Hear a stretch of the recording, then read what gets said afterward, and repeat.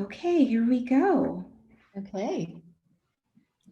We're live on the Well Market YouTube channel this morning and this evening, depending where in the world you are.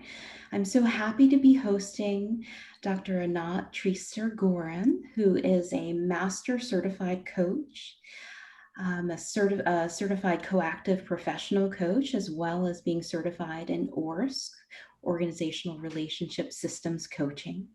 Dr. Anat has kindly offered her time today to talk about burnout prevention, talk about self-care, talk about how coaching can be a tool in your toolkit in addressing some of what we're experiencing during these uncertain times today, and also charting the best course for your future, really, just understanding how powerful coaching is. Dr. Anat or Nadi also created an amazing internal leadership coaching program at Doctors Without Borders, Médecins Sans Frontières, internationally. And I'm just so thrilled to welcome her here today to our YouTube audience. So welcome, Nadi. How are you? I'm good. I'm good. It's evening time here in Tel Aviv, and I'm really delighted to talk to you. Yeah, very good. Wonderful, wonderful. And you have a fascinating background. Can you tell us a little bit about your path to coaching? Hmm. So my background, I'm 15 years now, full time coach, team coach, organizational coach. But before that, there were actually, I could say, three main chapters on my path. So the middle, that's the doctor part. The middle was academia. And I started with theoretical linguistics and went into brain studies, language areas in the brain. And then I got really interested in connection between feeling, speaking, thinking, and I dived into schizophrenia. So ended up really doing my dissertation on medication effects on the ability of schizophrenics to communicate and anything else about aphasia and language areas. So my interest in people and how we operate, that's where that was fascinating for me. Um, And then I had two other chapters. So the academia, I was in the US and it was like a big wow. Coming back to Israel, the psychiatric research here was at a different level, and where it was happening was in the high tech world. Wow. Mm-hmm. So I shifted over to the high tech world and got really interested in dialogue with computers and humans. So I was really an expert in acoustics, and I shifted over to design dialogues in artificial intelligence, voice activated dialing. And I stayed 8 years in the private sector, learned how to be a manager. I did part of my work, I worked with computers designing. Part of the work I did with people, because people would come to my office and sit with me. So Yeah. HR, marketing, business, anything to do with people. So tell me a little bit more about how that shift towards more working with people, management, impacted your path to wanting to dive into coaching. Right. So as I was working in the high tech, and I myself just kind of from the academia learned what it means to manage, what it means to be part of a team. Um, it was a totally different world. But some things, at the essence of them, I realized you actually need some skills. You need some communication, intuition, the also the productivity, the doing that combination of soft and hard was relevant for both the academia both the organizational world and my third world, my original world that I come from is the theater. So I was born into a family that has a theater, and I was from age 3 or 4. I was just on stage. So my native language was acting and singing, and I realized and I noticed as I was navigating in those worlds, the theater, academia, then high tech, that I was never just one thing. It was actually a whole, a combination of a whole human being. And I Ah, love that. And then I got to the point where I wanted to actually work with people, just anybody, healthy people, I called them, anybody, and um, and actually use that wholeness that you can be whoever you are, you can change, you can shift, you can and I think what also drew me to coaching was that I found that's exactly the channel I can do that in. That's who I can be through being a coach, and also my love for people.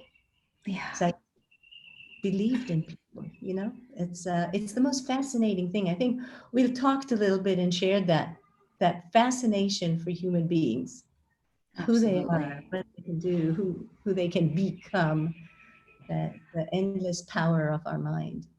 Absolutely. And I just love how that connects to your background in neuroscience, your curiosity about people, your love and deep compassion for people, and then your experience in the theater.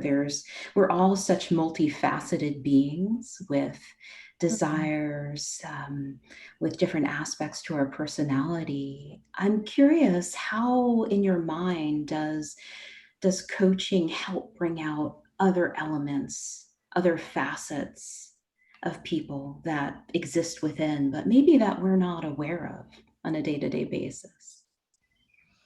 Hmm. So I think the biggest gift of coaching is that permission, that space you create with your coach, Mm, that full permission to sit back and ask yourself, who do I want to be? What really gets my heart going? Where do I yeah, feel alive? What do I care about? The very basic, simple questions. They seem simple profound. and not so easy to answer sometimes in the as life goes on. And sometimes and especially if we're talking today about the emergency health people. Yes, Yeah, there's something that is really important. There's something that's and driving them, to save, to help, to give. And as they are in that activity, as they are doing that out in the world, they actually get little time to sit back and say, wow, what nourishes me? What's actually driving me? Where am I? yeah. That's just such an amazing observation. And from my own personal background in working in academic medicine, healthcare delivery systems for about 20 years, just seeing that on a day to day basis, that passion, that drive to give, to serve, to help. And also in emergency situations, just not having the time to yourself, having a very challenging and demanding schedule, a stressful role. And I recently came across a statistic put out by the American Medical Association that about 40% of physicians experience burnout at some point in their careers. Just curious if you could tell us a little bit more about, with that in mind, the permission, the special relationship that comes between a coach and a client. How might this differ and complement, differ from and complement therapy, Hmm, therapeutic interventions? that's a great question. So a therapist, has a specialty. They can diagnose and evaluate and actually find something to help. And a coach actually assumes that you're resourceful, that you're whole. Yes. There's nothing to fix about you, and also not to take care of you, but actually to partner with you and to see you um, as you are in your greatness, to be with you when you look together at the shadow sides of you, and trust you that you have the ability to, to design your inner operating system, to connect to your values, to be who you want to be. And Yes. a coach would ask you, who do you want to be? Who do you want to become? What's the change you want to make? And that agency is powerful. Powerful. Yeah. So, with that in mind, could you tell us a bit more about the work that you've done specifically with Doctors Without Borders? I mean, as someone who's spoken with you before and is familiar with your background, I know that this has been an incredible process that has spanned several years. But I'm so excited for you to share with the audience a bit more about what you've developed there and what you've seen on the front lines in working with physicians and emergency medical teams.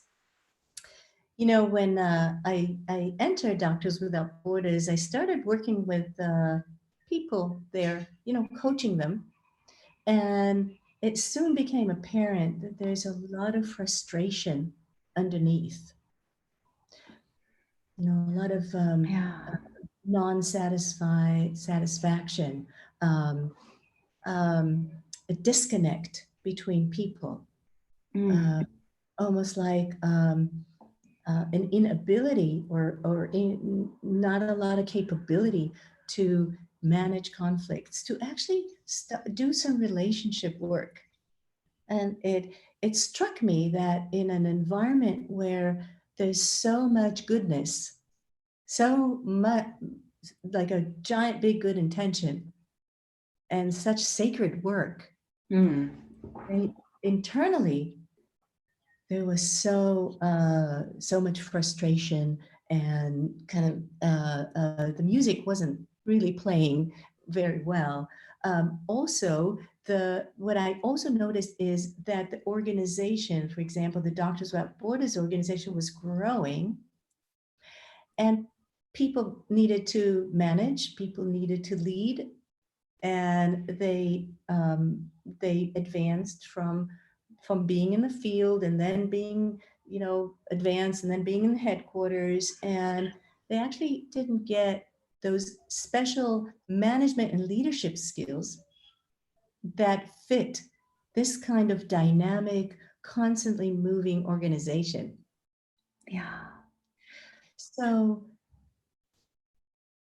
I started coaching there, and I remember the first team. There's cells in MSF, in Doctors Without Borders, with a doctor and a logistician and a cell manager and a psychologist, like several functions. Mm-hmm.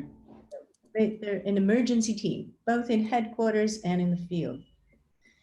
And it was funny because we looked for a cell or a team that was interested. So in coaching, you always ask your client, in that case, the cell was the client, um, do you want to be coached? Do you want to grow? Do you want to change? Mm-hmm. And that cell said, yeah, we're interested. And I'm going to stop you there for just a second for the benefit of the audience. As I mentioned when we did our introduction, Nadi has a background both in individual coaching and organizational relationships systems coaching. So, could you tell us a little bit more about what it means for a cell to come together, a group of people coming from different roles, different backgrounds, and say, well, yes, we want to grow together. We're interested in this. I think that's a special dynamic. Right. So coaching individuals is, those questions are turned towards the individual. How do you want to grow? And then let's find your values and let's have your purpose and grow. But when a team comes together, they all need to find something that's common. It's like they have an engine, an entity in between them. So relationship coaching actually works with that space between people, the Ah. teamness, So Mm. um, if they say yes, it's everybody's on board. It doesn't mean that they all will have the same voice. Actually, the work is to discover the synergy. How do they include all the voices and find a new team voice? How do they, Ah. how they look at themselves and hear where their strengths are, become aware collectively what they're strong in and where they might fall, and all of that um, is first of all based on why are we here, on a connection, Mm. on a purpose that connects all of us, Yes. and how best we can be in relationship to move toward that purpose as an entity. Now, these teams are not forever. So the art in emergency situations, and especially in Doctors Without Borders, was how to build that team, that engine, and then some people will leave, some people will come in. Mm. How do you create a structure that is also friendly to people leaving and people coming back? You know, so that was fascinating because that first cell found an identity, improved their ability to connect, to flow, and came back to the headquarters, and people, they look different. And so the other cell down the corridor said, "What happened? We want one like that." Yeah. So tell us a little bit more about that first cell. What, where were they? What were some of the challenges that they were having? Can you paint a little bit of a picture of what they were experiencing? And then tell us a little bit about the new qualities that resulted as a benefit of having coaching. Yeah. So there was some underlying frustration about people feeling not appreciated enough. Mm. Uh, there were the cell head and the physician that were co-leading, that were needing to lead together. Um, so they had some gaps, and that created a gap in the atmosphere, in an impact of dissonance. Um, Mm. was also some decisions to make, and they were headquarters, and they needed to think together how to best create a relationship with the field team, and creating a synchronized decision and collaborative decision making was not that easy. And almost impossible when there are gaps, when there's dissonance, when people aren't connecting. Yeah. So we went away, we started doing that relationship coaching process. um, and fast forward, um, they were in synchronized better, they were um, in open communication, they had a Yeah. structure and how to take decisions together. They were happier on the team. There Mm-hmm. was flow, there was more efficiency in the team meetings. And as a team, they had one voice to communicate with other teams and the field. Mm-hmm. Incredibly powerful tools. Yeah. And I think the benefit of coaching is that, in therapy you might be the one that knows how to take care, but in coaching, the tools actually become their abilities, their capabilities. So it's training. They now are a team with their own skills and tools, and they don't need the coach actually. So there's a built-in growth effect here. Yeah. And you also mentioned that they came out of the process happier and that their colleagues noticed that.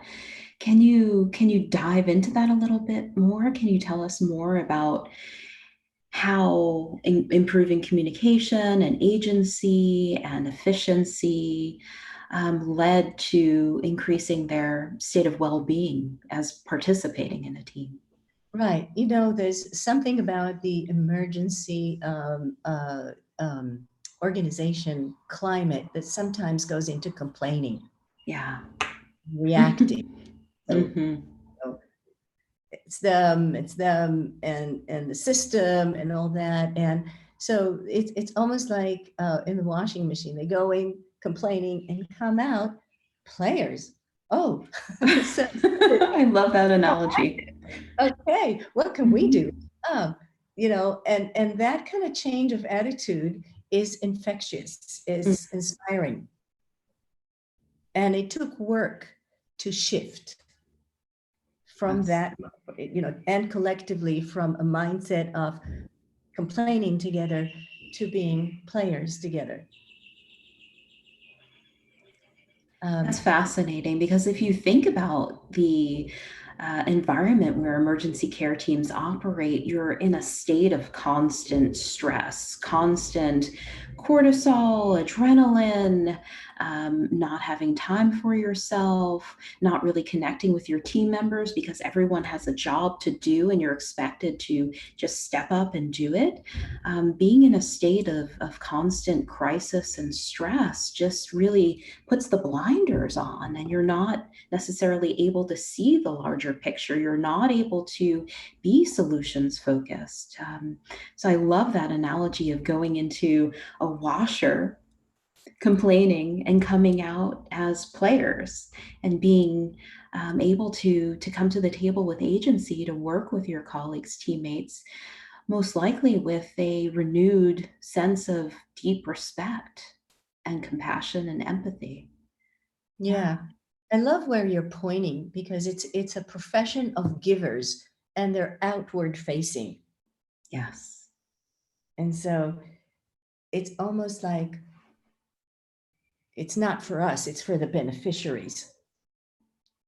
That's the basic underlying drive.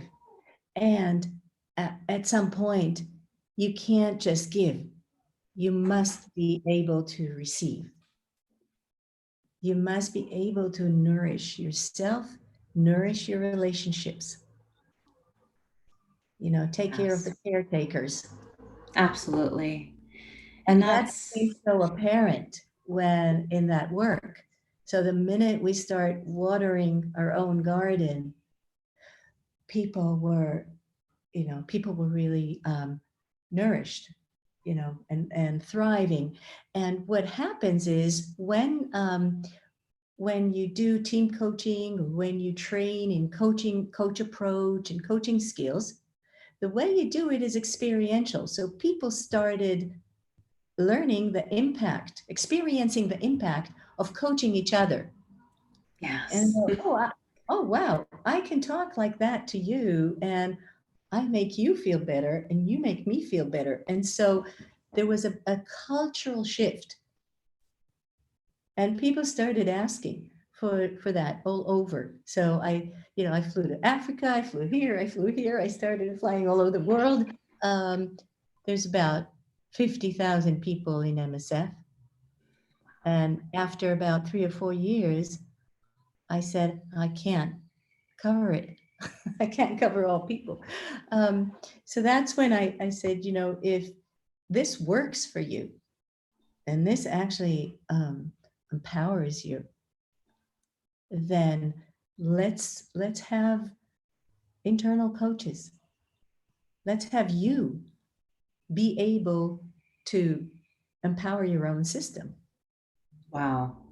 Yeah. That's when we created, there's the Oslo hub of MSF, and created a internal, really designed training program, that, in the NGOs, there's, you can't just coach an individual. You need to be a coach that knows how to coach an individual and relationship, and actually a whole team, and sometimes a system, Mm. because they live like that. It's, there are professions where you can just come to work and do your work and go home. But in Doctors Without Borders, for example, you wake up in a field with a bunch of people,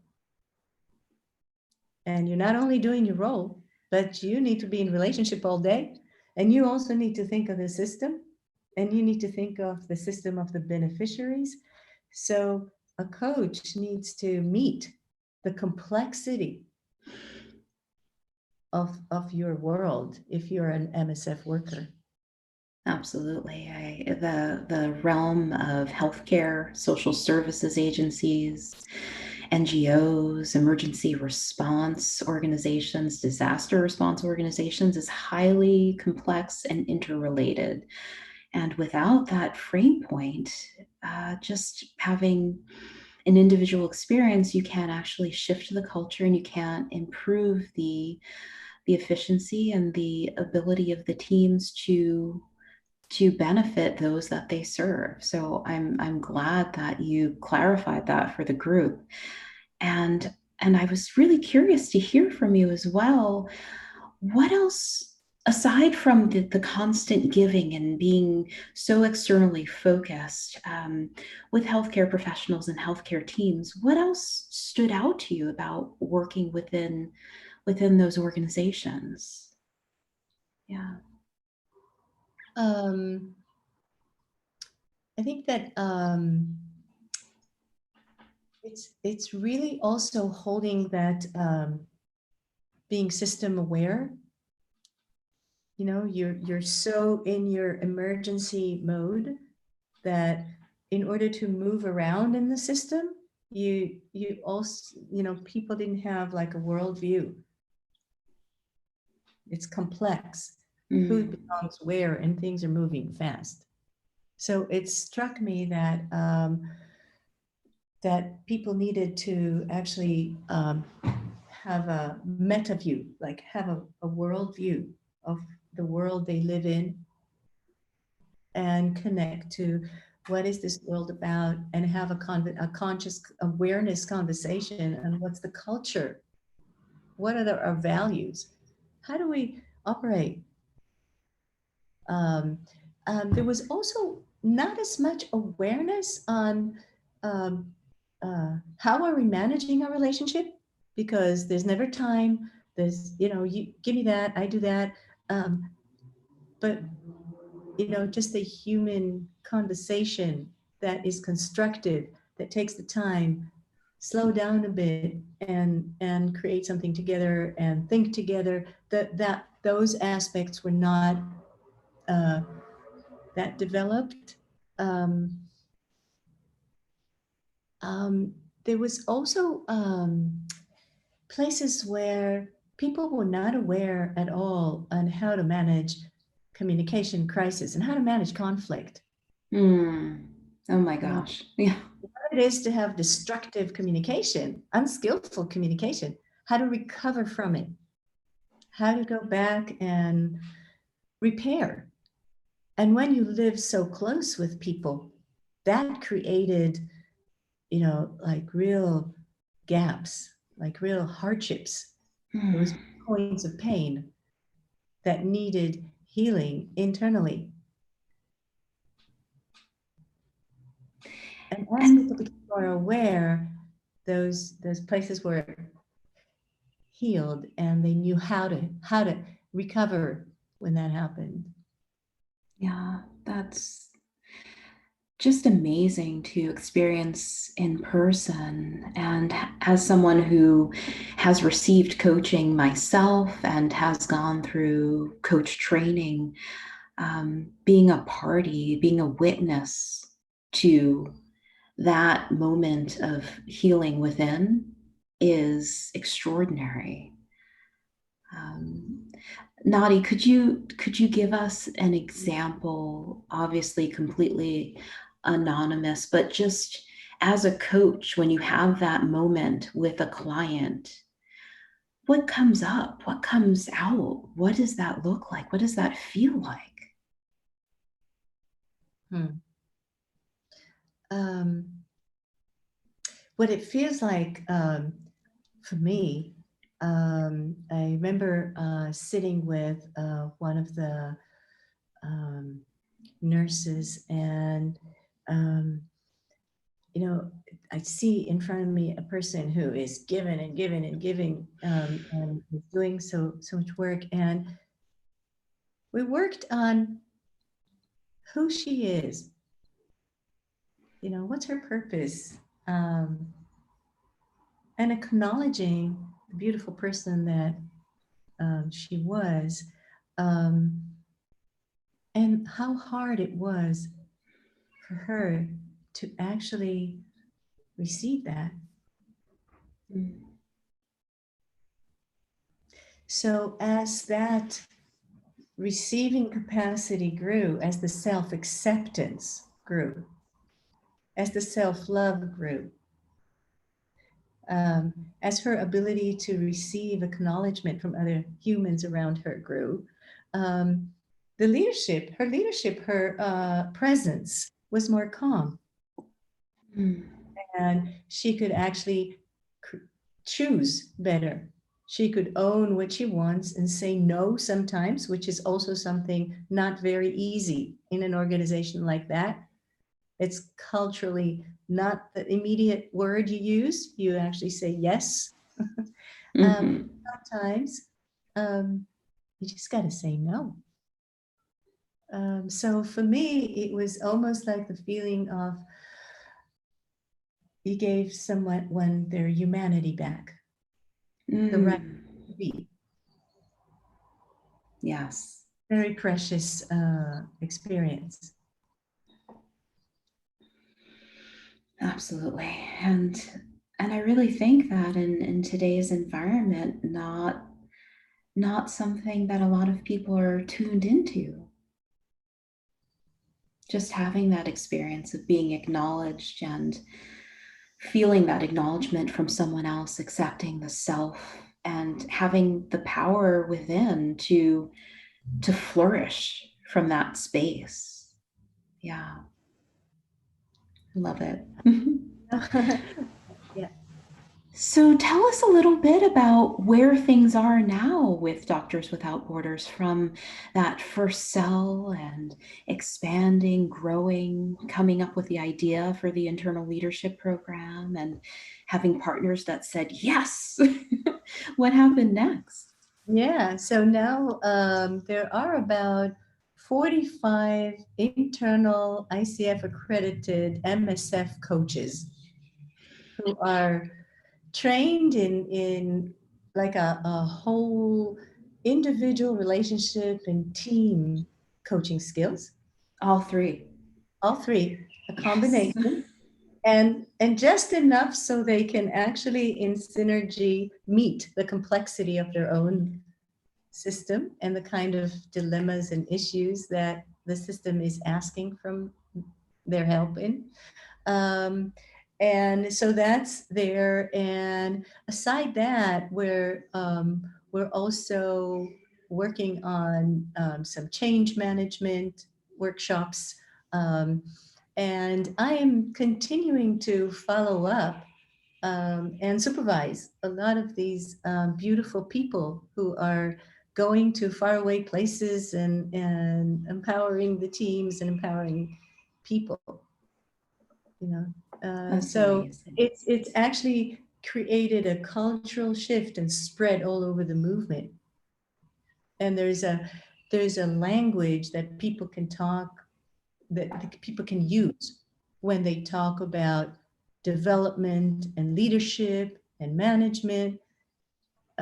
So they have common language to use, which is a shift from no language to having a language. Makes it easy, Yes. makes it easier. Yes, definitely increase those points of understanding and ability to relate and to partner and grow.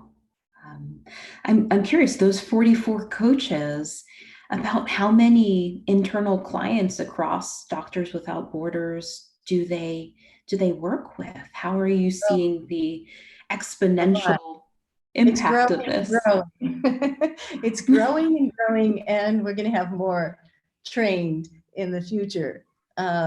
So the ultimate ideal is that anyone can coach anyone in the organization. It's actually a mindset, and if everyone gets trained, then it's not only a manager's skill set, but it's a people skill set. Yes. It becomes your DNA, becomes part of your culture.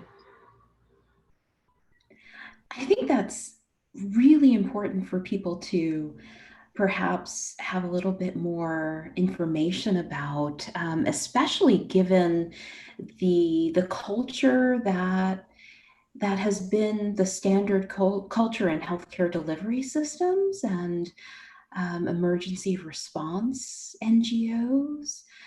For example, in healthcare, where there is a high level of acculturation and people with different roles. They may have different professional bias. They may relate differently to people at different levels in the organization. For example, between physicians and nurses, between um, social workers on those teams and the medical team. So how does having a common language help people in those integrated teams come together more, and how does that help perhaps knock down some of the barriers that were existent before in those organizational cultures?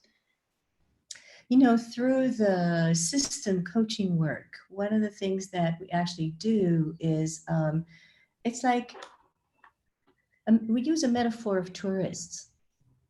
So if I'm the doctor and you're the nurse, you can visit my land and I can be a tourist in your land. You can be a tourist in my land. Now, when we change our lands and you feel into what it is like to visit my land, and as and if I'm visiting your land and I'm thinking, what do you actually need from me? It's called empathetic listening. It's actually changing the position so that you're not stuck, you're not locked in your role, and you become more flexible. You actually Yeah. become able to understand that we share a land, a role is just something that we're taking upon. If we take off our roles, we're actually two humans that need to play together. And, it's you chose that role, the role is not you. Um, this work really helps to separate between roles and between the conversation we're having, that's a role to role conversation. The conversation we'll be having is human to human. Um, Yes. And and what is that and how, it's also the big shift from me to we. I'm sitting here, you're sitting over there, but it's the we that is having the conversation and we want it to work. yes. Yes. So sort of knitting together between two people, finding that common ground, giving some mindset, dexterity, some flexibility to be able to really walk in someone else's shoes, but not without losing yourself, just meeting together in the middle and creating a new thing. It's like a Right. creation process. It's the Right. relationship. It's expanding our capacity to include 100% of you and 100% of me, and then even more, and Yes. grow in that space. Yes.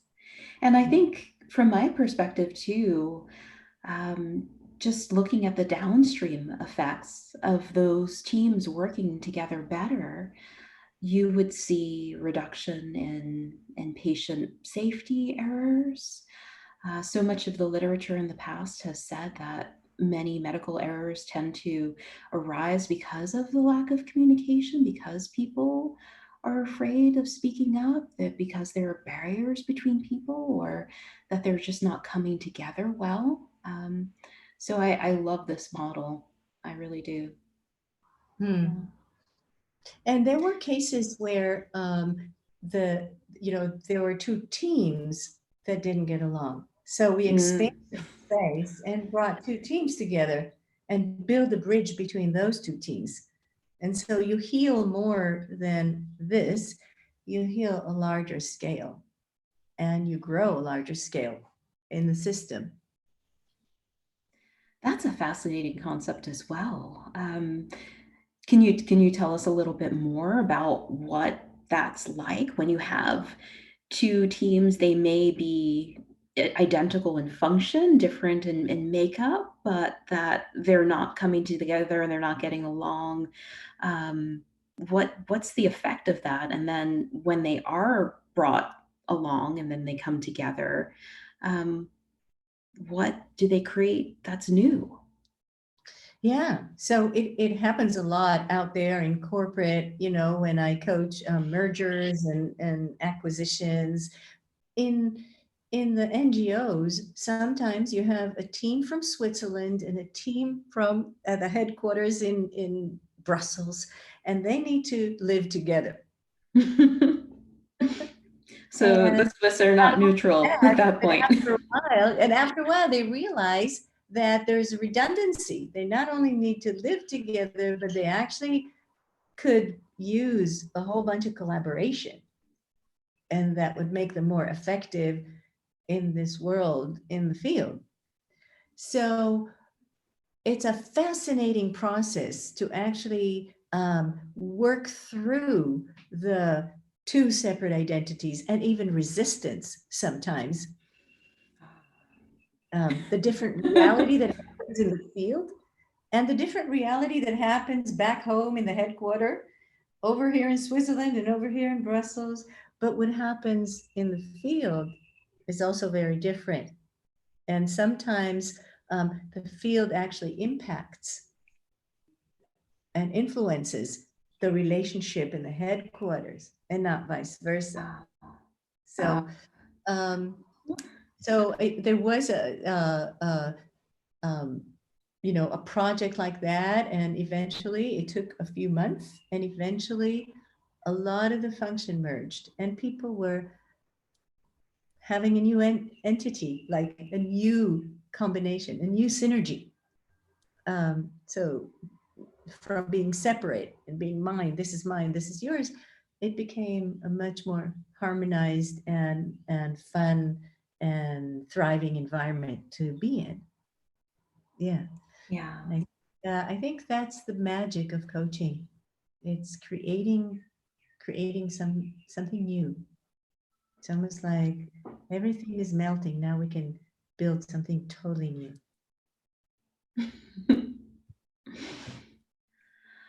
I thought we could perhaps go into about two more questions for the remainder of the interview.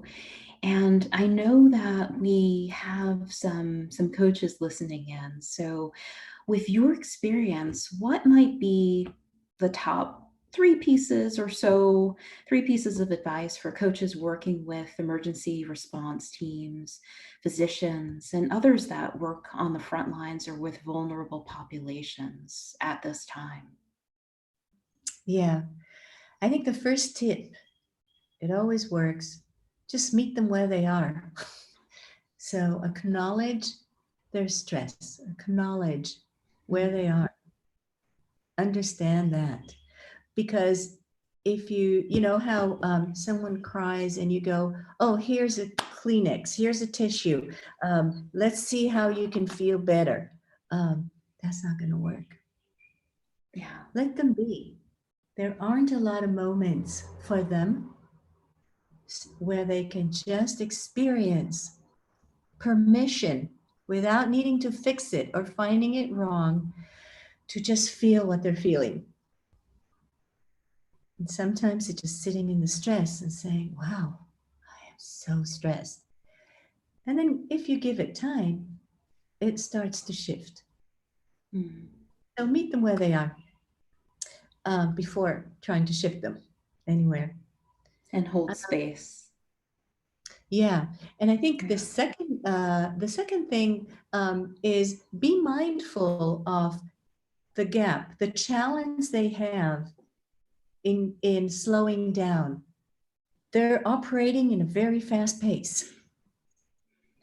And when you offer coaching and you offer stop, let's talk, slow down, it's a big shift. So be Yeah. mindful of that. Be gentle. They might be able to do it in smaller chunks. Yeah. And I'm curious when you say that, because sort of the image that came into my head was a truck speeding down a road and slamming on the brakes, and then having this moment of disruption where you're being asked to slow down and you just can't. And it's even more chaotic.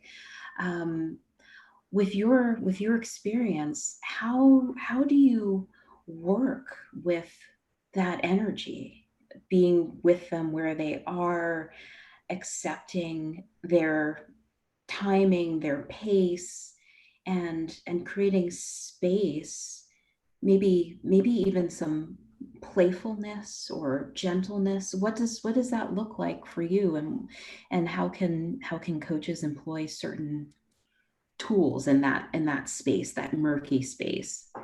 Right. And sometimes it's being like a metal detector. You see them, oh, slow down just a little bit. And if you acknowledge that and just say what's going on, wow, you're actually relaxing a little bit right now. Mm-hmm. So you name it. You name the little things, and you genuinely appreciate that. Yeah. So it's almost like leave your expectations out. These are people that have a gap from this, to actually start slowing down and understanding and connecting inwards, connecting with themselves, or connecting with what's going on in the relationship. And it's a slower process. So just acknowledge the little moments, go in smaller steps. Um, the other tip that I have, coaches have um, a skill set, a tools to help people just experience, be.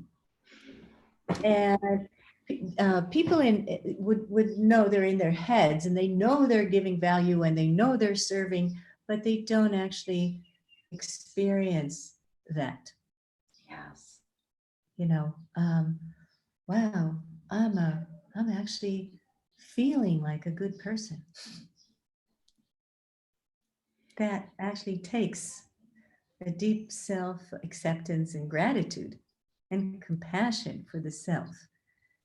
So, as a coach, if you actually insist on that, have them experience their impact rather than talk about it and know it and let's move on, but actually sit in it Yeah. and receive. Um, that's that's also a big point. Yeah. Um, there's also a lot of clearing assumptions. Help them clear their assumptions, especially when you do relationship work. Mm. It creates a lot of healthy, oh, you didn't mean that. So there's a lot of good work to do there. Just sort of letting go of what you're holding on to inside um, your assumptions, as you said, but things that could just be false, that creating a label in your head, you're putting someone in a box, you're creating this separation between you and another person based on your perspective. Giving space to open that up is incredible. Yeah. Yeah. And freeing, refreshing, Yeah, it's lightening. free. There's a lot of freedom that's happening in the last few years in Doctors Without Borders. A lot of freedom in relationships, freedom with your feeling internally. Yeah, and those people deserve it. They are, like the angels of the world, and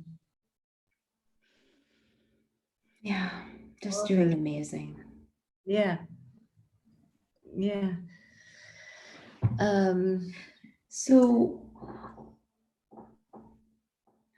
I was wondering, Nadi, if you can tell us where you're going next after doing this work.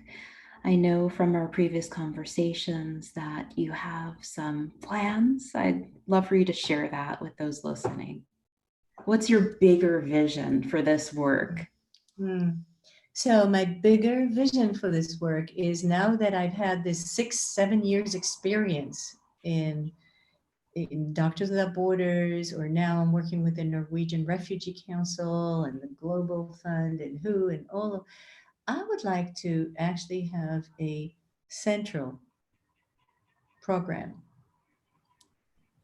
that is that whole coach training, created from individual coaching and relationship coaching and system awareness and leadership and creative leadership, that is designed for, especially for these unique organizations that Yes. are not corporate. They're non money, non product based, but service based. And the kind of Mission leadership based. and the mission based, the kind of leadership training, and the kind of coaching that these organizations need. So I'd like to have a central place like that all of the organizations that our NGOs can come to and nourish from. As someone who spent most of my career in the nonprofit space, that I mean, it gives me goosebumps. I love hearing that, and I know the power of coaching. I know the power of transformation, and these organizations do so much globally for communities in circumstances like we're experiencing now with COVID-19. Just being able to give back and to nourish those within those organizations, to help them flourish and grow, and to leverage a larger impact. I think it's just extraordinary work. The COVID-19 reminded us that it is about humanity here, Yes. beyond the borders and the wars and the all else that drives the world. It comes down to it that we're humans. We want to be alive, healthy, and happy. Yes. And it brought back some of the basic care for each other. It gave the world a snapshot into that. So I think that's the gift. And if we actually keep just a little bit of that moving forward, we'll be okay, because we need a lot more. I agree. I agree. Well, thank you. This has been just an extraordinary chat. Thank you for sharing. Thank you for all of the good work that you do in the world. And can you tell people how to get in touch with you before we sign off? Sure. So my website is lead-global.com. Beautiful. And thank you, everyone who's joined us live. Really appreciate your time today. And I'm hopeful that you got a lot of words of wisdom from Dr. Nadi. I know that I always do every time we speak. And please stay tuned for more information about Well Market as we launch our startup. Would love to see you on board. Thanks, everyone. Thank you. Thank you, Lily, Stay for safe. your inspiration. Bye. Bye. Take care. Bye. Take care.